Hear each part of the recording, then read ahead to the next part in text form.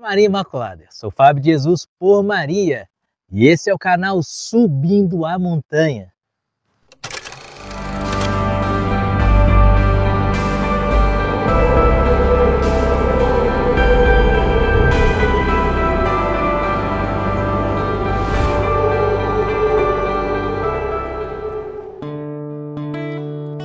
Palavras de vida eterna, o pão da palavra no seu dia a dia. Porque não só de pão vive o homem, mas de toda a palavra que provém da boca de Deus. Hoje é sexta-feira, dia 28 de abril de 2023.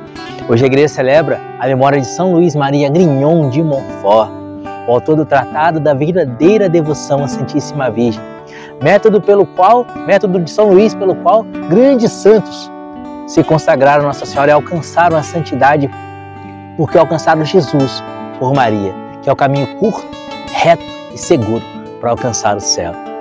Leia o Tratado da Verdadeira Devoção, se consagre a Nossa Senhora pelo método de São Luís. Hoje a igreja celebra esse grande santo. Santo que gerou muitos filhos espirituais, consagrados pelo método dele, como Santa Teresinha do Menino Jesus, como São João Bosco, São Pio de Pietrelcina, São João Paulo II, que tinha no seu lema episcopal Totus Tuus Maria. Todo teu, Maria, que era o lema de São Luís de Montfort. Então, conheça o Tratado da Verdadeira Devoção, leia o tratado, consagre-se a Nossa Senhora por esse método. Ganhe os céus pelas mãos de Maria. Penetre o coração de Jesus pelo Imaculado Coração de Maria.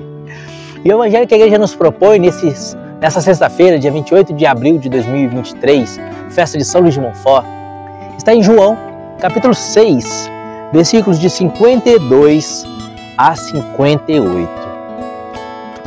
Pelo sinal da Santa Cruz, livra-nos Deus nosso Senhor de todos os nossos inimigos. Em nome do Pai, do Filho e do Espírito Santo. Amém. Os judeus começaram a discutir, dizendo: como podes este homem dar-nos de comer a sua carne?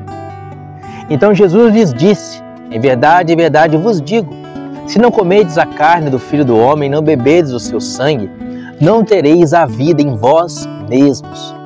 Quem come a minha carne e bebe meu sangue tem a vida eterna, e eu o ressuscitarei no último dia. Pois a minha carne é verdadeiramente uma comida e meu sangue verdadeiramente uma bebida. Quem come a minha carne e bebe meu sangue permanece em mim e eu nele. Assim como o Pai que me enviou vive e eu vivo pelo Pai, assim também aquele que comer a minha carne viverá por mim. Este é o pão que desceu do céu, não como o maná que vossos pais comeram e morreram. Quem come deste pão viverá eternamente. Palavra da salvação. Glória a vós, Senhor. Queridos, que lindo esse Evangelho. Essa semana inteira a igreja traz na liturgia o discurso do pão da vida. De segunda a sexta-feira é João 6 que está sendo meditado na igreja, onde Jesus diz: eu sou o pão da vida, eu sou o pão vivo descido do céu. E nesse Evangelho de hoje, Jesus nos mostra que a vida eterna está na Eucaristia, que a nossa salvação está no sacrário. Olha o que vai dizer: quem come a minha carne, versículo 54, quem come a minha carne e bebe meu sangue tem a vida eterna, e eu o ressuscitarei no último dia. É maravilhosa essa promessa de Jesus, é tremenda essa promessa de Jesus.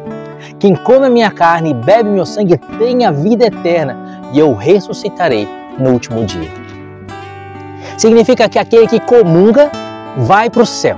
É promessa de Jesus. Quem comunga vai para o céu. Mas presta atenção no que eu disse. Quem comunga vai para o céu. Não quem come a Eucaristia. Não quem recebe nos seus lábios a Eucaristia, mas quem de fato comunga. Como assim, Fábio? O que você quer dizer com isso? Queridos, infelizmente, o Santíssimo Sacramento do altar, que é o próprio Deus, como o próprio Jesus diz: eu sou o pão da vida, o Santíssimo Sacramento do altar é o próprio Deus. Mas infelizmente muitas pessoas recebem Jesus na Eucaristia sem avançarem na vida espiritual. Muitas pessoas recebem Jesus na Eucaristia e continuam em situação de pecado. Ainda que sejam pecados veniais, ainda que seja uma mornidão espiritual, ainda que seja uma vida laxa. Aquele que recebe Jesus na Eucaristia deveria necessariamente avançar em santidade, mas por que não avança? Por que o encontro com o Eucarístico, com Jesus Eucarístico, não faz com que a pessoa avance para águas mais profundas, porque a pessoa se torne um grande santo? Se é a promessa de Jesus que diz aqui no versículo 54, quem come a minha carne e bebe meu sangue tem a vida eterna, ou seja, é santo. Porque aquele que tem a vida eterna é aquele que alcançou a santidade. Hebreus vai dizer que sem a santidade ninguém pode ver a Deus, só entra no céu quem é 100% santo. Se Jesus está falando que quem o recebe na Eucaristia, quem o comunga, tem a vida eterna, Jesus está dizendo que a Eucaristia o fará santo. Mas então, por que tantas pessoas comungam todos os domingos e às vezes durante a semana, mas não avançam na vida espiritual? É isso que eu quero conversar com vocês hoje. Queridos, Jesus, Ele é o pão da vida. Jesus está presente na Eucaristia, da mesma forma que estava presente na barca de Pedro, da mesma forma que estava presente na sinagoga de Cafarnaum, da mesma forma que estava presente em Jerusalém, diante dos saduceus, diante dos fariseus, da mesma forma que está presente no céu. Jesus está presente na Eucaristia, mas também da mesma forma que Ele estava presente na sinagoga em Cafarnaum. E na sinagoga de Cafarnaum Ele fez essa pregação de hoje, que lemos em João 6, o discurso do pão da vida foi feito na sinagoga de Cafarnaum.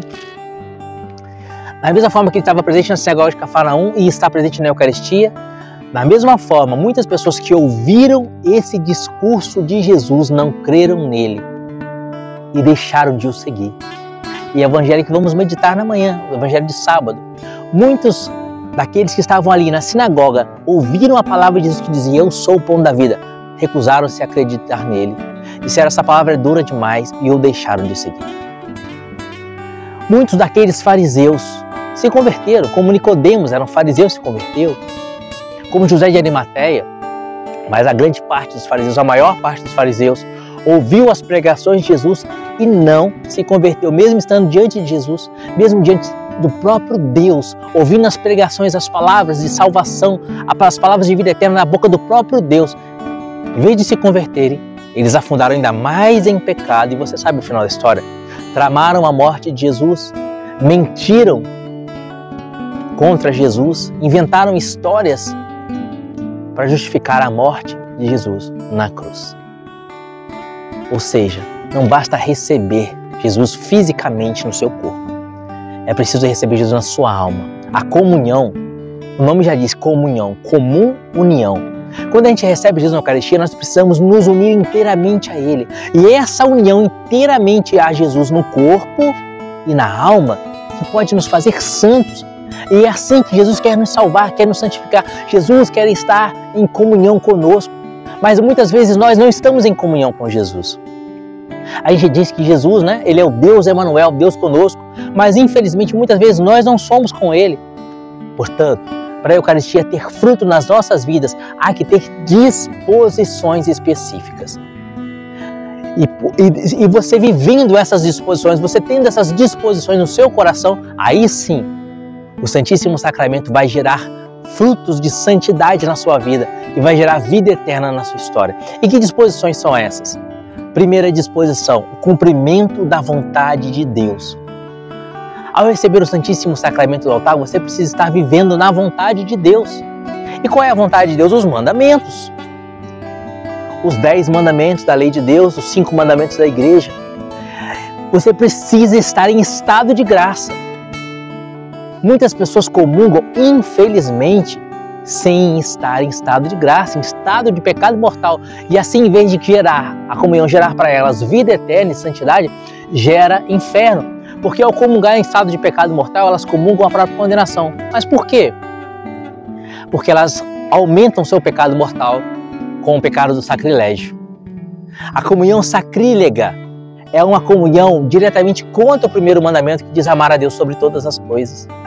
Então, quando a pessoa comunga sem essa disposição, que é a vontade de Deus, ou seja, sem estar vivendo os mandamentos, comunga a própria condenação. Ah, mas como assim alguém comungaria em pecado mortal? Você quer saber um exemplo que infelizmente acontece muito nas nossas igrejas? Terceiro mandamento da lei de Deus, guardar domingos e festas. A pessoa falta à missa no domingo, no outro domingo ela vai à missa e comunga, sem ter se confessado. Olha que tragédia. Como que essa comunhão vai gerar santidade na vida dessa pessoa? Primeira disposição para comungarmos bem e colhermos frutos de salvação e de santidade a partir da nossa comunhão com Jesus, estar em comunhão com a vontade de Deus, que são os 10 mandamentos. Segundo requisito para uma comunhão frutífera: adoração. Santo Agostinho de Hipona diz assim: nunca receba Jesus na Eucaristia sem primeiro o adorar, sem antes o adorá-lo. Adoração. Ao entrar na igreja, adore a Jesus na Eucaristia. Vá ao sacrário, se ajoelhe, adore a Jesus. Chegue cedo na missa, chegue antes, adore a Jesus. Durante a celebração, durante a primeira leitura, a segunda leitura, o evangelho, a homilia, o creio, as preces da comunidade, o ofertório, vai desejando a presença de Jesus, vai desejando estar na presença de Jesus, vai desejando receber o Santíssimo Sacramento, vai amando a Jesus, ansiando por Jesus, e que cada segundo da Santa Missa a sua ansiedade por Deus, essa santa ansiedade cresça na sua alma. E quando o sacerdote tomar o pão e pronunciar sobre ele a oração eucarística e o pão se transubstanciar no corpo, sangue, alma e divindade de Jesus, e ele erguer dizendo: tomai todos e comei, isto é o meu corpo que será entregue por vós, adore a Jesus com todo o coração, com toda a alma, com toda a força, com toda a intensidade da sua alma, do seu coração. Quando você for receber a Jesus na procissão eucarística, vá com piedade. Quando chegar diante do sacerdote ou do ministro extraordinário da comunhão, se ajoelhe e adore a Jesus. Voltando para o seu banco, faça uma bela ação de graças. Ame ao Deus que te ama. Amor com amor se paga. Primeiro requisito para a comunhão frutífera: adoração eucarística. Primeiro requisito, vivência dos mandamentos, da vontade de Deus. Segundo requisito, adoração eucarística. Terceiro requisito, desejo de mudar de vida. Desejo de santidade. Desejo de ser agradável a Deus. A cada dia você precisa desejar ser mais próximo de Jesus e vencer o pecado. A cada dia. Jesus disse a Santa Faustina que no Getsêmani ele rezou ao Pai dizendo: Pai, afasta de mim esse cálice. Todavia não é possível que esse cálice se passe sem que eu beba, se faça a sua vontade. Jesus disse a Santa Faustina que esse cálice que ele queria que fosse afastado eram as almas tíbias. O que é uma alma tíbia? Uma alma tíbia é que não se importa em agradar a Deus. E um grande exemplo de tibieza é aquela que se entrega ao pecado venial, o pecado leve, sem lutar. Então a pessoa comete uma gula, não está nem aí. A pessoa mente, não está nem aí. A pessoa se dispõe na sua vida a cometer pecados veniais e não se importa.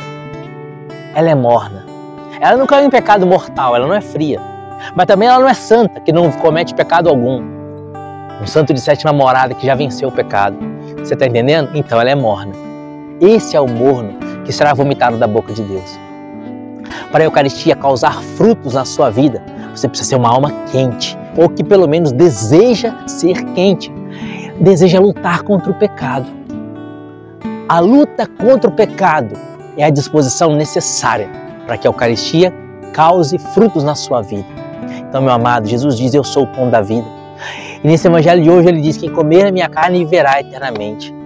Mas quem comungar de fato, e para comungar de fato, para se unir a Jesus de fato na Eucaristia, tem que viver esses 3 requisitos: vivência da vontade de Deus, dos mandamentos, adoração eucarística e disposição de santidade, disposição de vencer o pecado, inclusive o pecado venial. Peça a Jesus a graça de viver esses 3 requisitos para uma comunhão frutífera. E na próxima Santa Missa, não só receba a Eucaristia, mas comungue, entre em comum união com o Sagrado Coração de Jesus, que se dá a você pelas mãos do sacerdote. Que Deus te abençoe e viva Maria Imaculada.